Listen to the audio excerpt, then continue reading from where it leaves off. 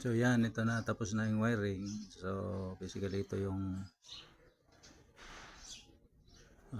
cable galing sa supply. Yan, ito supply.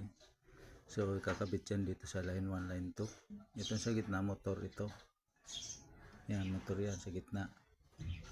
Ito line 1, line 2, kakabit nyo na. Ito yung motor.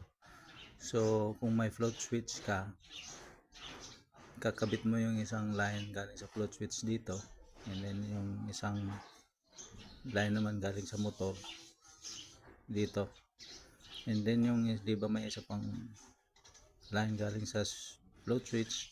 So ito naman pagdudugtungin nyo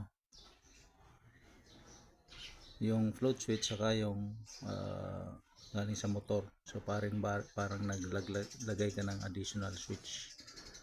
So yan po ang wiring ng pressure switch na may float switch. Yan, ito line 1, line 2.